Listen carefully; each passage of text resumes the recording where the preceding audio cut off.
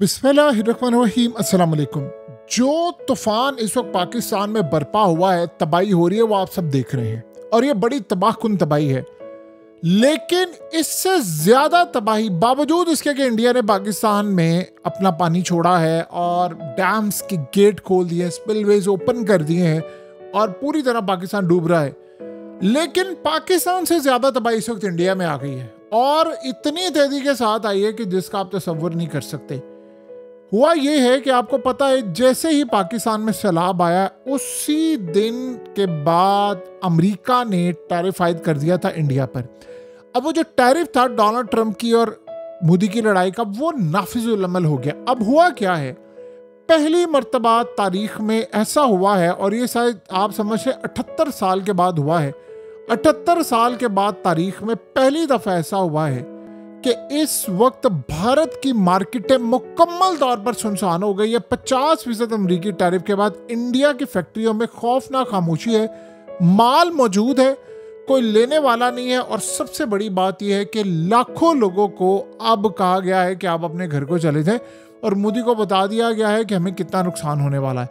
असल में जो इस वक्त सूरत हाल सामने आ रही है, उसमें सिर्फ तेल की ही बात की जाए तो उसमें ये लोग बहुत ज़्यादा पैसा बचा रहे थे, यानी जो 37 अरब डॉलर के करीब बचत हो रही थी।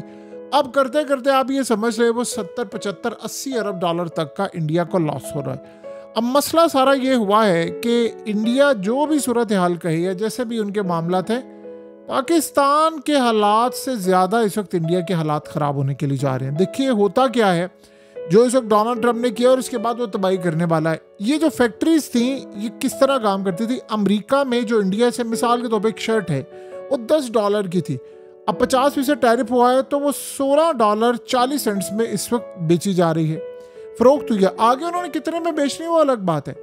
अब जब ये सूरत हाल हुई है तो चाइना, बांग्लादेश और वियतनाम ये मोस्टली इंडिया के थे कंपिटिटर्स, ये बड़ी बड़ी फैक्ट्रीज जो यहाँ पर काम करती हैं। अब असल में इन तीनों ममालिक से जो इंपोर्ट होती हैं शर्ट्स, वो बहुत ज़्यादा सस्ती होती है और इनके मुकाबले में इंडिया की कीमत बड़ी कम हो गई है। पहले यानी वो उनकी जो फैक्ट्रीज है वो कहते हैं 4% प्रॉफिट पर काम करते थे। लेकिन अगर उन्होंने कहा है कि इवन के रशियन ऑयल की बात की जाए कि रशियन ऑयल वाली, देखिए पहले तो 25% टैरिफ आयद हुआ है ना जो डोनाल्ड ट्रंप ने इंडिया पर लगाया, ये तो 25% जो एक्स्ट्रा है वो तो रशियन ऑयल लेने की वजह से है कि रूस से आप ऑयल लीजिए तो वो सजा है।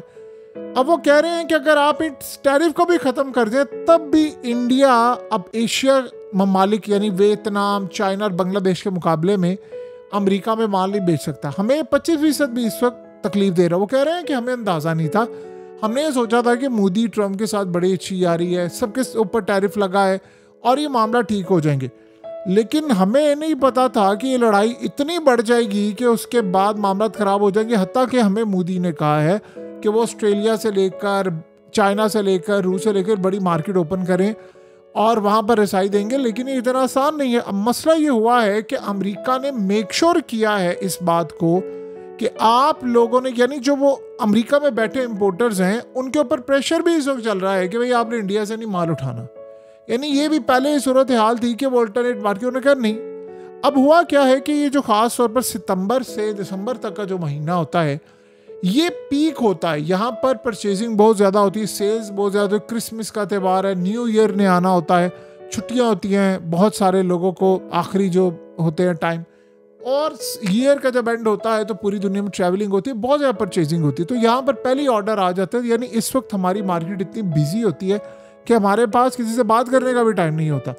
लेकिन मसला ये हुआ है कि इस वक्त टैरिफ की वजह से एक तो बहुत ज़्यादा प्रेशर है ट्रंप का कि आपने इंडिया से माल नहीं लेना, और दूसरा उन्होंने कहा कि अब हमारी मार्केट वीरान होना शुरू हो गई है, हम करें क्या। अब हमारे पास राशन नहीं, हम इन वर्कर्स को बिठा नहीं सकते, फिर एक ही हमारे पास हल होगा कि हम इनको निकाल देंगे और निकालेंगे तो इंडिया को बड़ा मसला होगा। उन्होंने कहा इसी तरह जो ज्वेलरी के ब्रांड है वो भी अमेरिका के इस टैरिफ से हिट हो गया बुरी तरह। और सबसे बड़ा मसला ये हुआ है कि तकरीबन 4 अरब डॉलर की ज्वेलरी अमेरिका भिजवाई जाती थी, अब वो भी नहीं हो पा रही।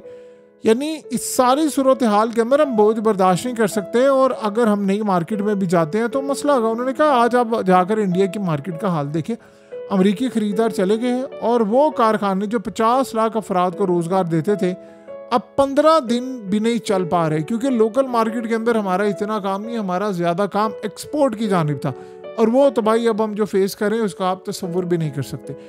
ये हुआ है इस दफ़ा इस सारे का सारा मामला। देखें, इंडिया ने डोनाल्ड ट्रंप को कहा है हमें तुम्हें सजा देने का बड़ा शौक है। बड़ा डायरेक्टली जयशंकर ने बात की। उसने कहा कि इंडिया को सजा देने का अमेरिका को बड़ा शौक है। मैं इनसे पूछता हूं, तेल तो सबसे ज्यादा चाइना ले रहा है, उस पर क्यों नहीं तुम लोगों ने टैरिफ आयद किया? हम पर क्यों लगाया है टैरिफ? और गैस की जहां तक बात है तो सबसे ज्यादा तो यूरोप ले रहा है रशिया से गैस। तो अगर जंग को हम फ्यूल कर रहे हैं, तुम्हारे बकौल हमारा पैसा रशियन और यूक्रेन की जंग को बिल्कुल ज्यादा फ्यूल कर रहा है और वो रूस की मदद कर रहा है, तो फिर एक काम करो, सबसे ज्यादा जो उनकी जंग को फायदा दे रहा है बकौल तुम्हारे चाइना, उस पर टैरिफ नहीं लगा। यूरोप जो गैस ले रहा है उस पर टैरिफ नहीं लगा। हमें तुम लोगों को टैरिफ लगाने का शौक, तो इसका मतलब है कि जाती लड़ाई है। अब मसला सारा ये है कि जो इंडिया के एक्सपोर्टर्स हैं उनके नज़दीक तो इसका सोल्यूशन एक ही है कि डोनाल्ड ट्रंप के जाहिर सी बात है आगे घुटनों में गिरे, बातचीत करे, उससे कहे कि ये सब कुछ है, ये सारा मामला है। इसके अलावा तो ट्रंप ने नहीं छोड़ना। और देखिए, ट्रंप ने कल जो बात की है वो तो उसने क्लियरली बता दी है कि तबाही क्या है। उसने कहा कि मैंने मोदी से बातचीत की थी, 24 घंटे की धमकी का टाइम दिया था, ये तो 5 घंटे में सरेंडर कर गया। उसने 8 तैयारों का कह दिया, उसने कहा 8 से भी ज़्यादा तैयारी गिरे। तो अब आप ये सोचें कि ऐसा ऐसा वो इंडिया को किस तरह तबाही की तरफ लेकर जा रहा है। देखिए, असल मसला यहाँ पर यह है कि इंडिया की तारीख में कभी ऐसा हुआ नहीं, कभी भी जब से इंडिया का क़याम हुआ है तब से लेकर आज तक कभी ऐसा नहीं हुआ कि ये टैरिफ वाले मामला इस तरह हैं और ये मार्केट इस तरह सुनसान है। अब आप अंदाज़ा करें कि अगर लेट से ऐसी सूरत हाल होती है, अगर इंडिया की लड़ाई मजीद बढ़ती है तो टैरिफ मजीद, अब वो इंतज़ार करें कि डोनाल्ड ट्रंप की या तो इम्पीचमेंट हो जाए या तो उसको निकाल दिया जाए, अमेरिका की तारीख में ऐसा कोई काम हो जाए कि डोनाल्ड ट्रंप को बिल्कुल फारिग कर दिया जाए, और या फिर उसके बाद डोनाल्ड ट्रंप अपनी मुद्दत करे पूरी और चला जाए। और ये भी कुछ नहीं पता कि ये मुद्दत पूरी होने के बाद वो कोई कानून बदल जाए कि मैं तीसरी दफ़ा भी प्रेसिडेंट बनूं, और ये भी पॉसिबिलिटी है कि उसके बाद उसकी बेटी बन जाए अमेरिका की प्रेसिडेंट। और अगर अमेरिका की प्रेसिडेंट उसकी बेटी बन जाती है तो व्हाट नेक्स्ट, फिर क्या होगा? फिर सूरत हाल ये है कि अगर वो ये पॉलिसी लेकर चले बाप की तो फिर क्या होगा? यानी कुछ भी नहीं अब कहा जा सकता इंडिया के लिए। और असल में हुआ यह है कि चाइना ने कहा है हम आपको अपनी मार्केट देते हैं, लेकिन देखिए इस सूरत हाल में अमेरिका की मार्केट है बहुत बड़ी, चाइना भी कोशिश कर ले, रूस भी कोशिश कर ले, एक्सपोर्ट का जहाँ तक मामला है। अब आप ये सोचें कि जो खास तौर पर गारमेंट्स की जहाँ तक बात हो रही है, ज्वेलरी की, वो चाइना खुद बड़ी ज़बरदस्त बनाता है। यानी अगर इनफैक्ट चले बहुत सारी और तो मार्केट ओपन हो जाएंगी। अब चाइना को बहुत सारी चीज़ें चाहिए, वो दूसरे ममालिक से लेते हैं, वो इंडिया से ले लेगा। लेकिन गारमेंट्स की बात करें, ज्वेलरी की बात करें, तो चाइना खुद इतना खुद का फील है कि आप सोचें कि डोनाल्ड ट्रंप की कंपनी से लेकर अमेरिकन प्रेसिडेंट जो सूट पहनते हैं वो भी चाइना से बन कर आते हैं। तो फिर बताइए बाकी सूरत हाल क्या रह जाती है। ये असल मसला जो हुआ है वो अमेरिका ने इंडिया को जो टारगेट किया है वो काफ़ी ज़्यादा उनके लिए नुकसानदेह है। अब ये जो लाखों लोग हैं उनको रोज़गार कैसे दिया जाएगा, ये सबसे बड़ा मसला है। और इसका सलूशन जाहिर सी बात है एक है कि इंडिया उनके आगे सरेंडर कर दे, जो कि ऐसी सूरत हाल नहीं हो रही। अब डोनाल्ड ट्रंप उनसे कह रहा था कि भाई 0% टैरिफ लगाओ, या तुम भी 0% लगाओ, हम भी 0% लगाते। अब इंडिया ने अगर 0% टैरिफ लगा दिया तो लोकली सतह पर तबाह हो जाए। आपको पता है मोदी ने कल क्या बात की है? उसने ये कभी जिंदगी में कोई भी प्राइम मिनिस्टर इस तरह की गुफ्तगू नहीं करता। उसने कहा है कि काला धन हो तुम्हारा या सफ़ेद हो, यानी उसने ये वर्ड्स इस्तेमाल किए हैं कि सफ़ेद करेंसी हो या काली करेंसी हो, वो काला धन नहीं बोल सकता, उसने काली करेंसी हो। जो भी पैसा है जहां का भी है, जो भी लगा रहा है, मैं आपसे पूछूंगा भी नहीं, आपने सिर्फ पैसा इंडिया में लगाना है और यहां पर नौकरियां देनी है, मेड इन इंडिया काम होगा। मुझे इस बात की परवाह नहीं पैसा आप कहां से लाते हैं, किसका पैसा है, काला है, वाइट है, जो भी है।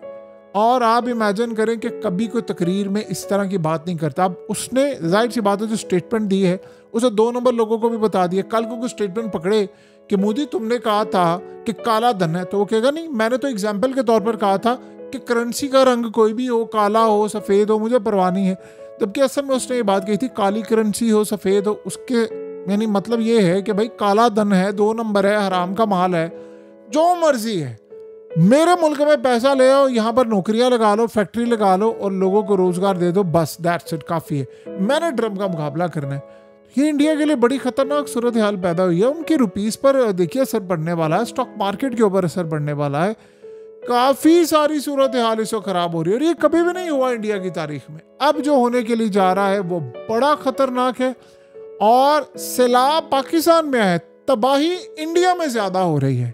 लेकिन ईरान कुन तौर पर वो सैलाब की तबाही नहीं है, वहां से तो बच निकले हैं क्योंकि उन्होंने इंफ्रास्ट्रक्चर बेहतर किया है, क्योंकि उनके पास पाकिस्तान के निस्बत बेहतर डैम है, उन्होंने ज्यादा डैम बनाए हैं, और हम सिर्फ बातें बनाते रह गए और उन्होंने डैम बना लिए।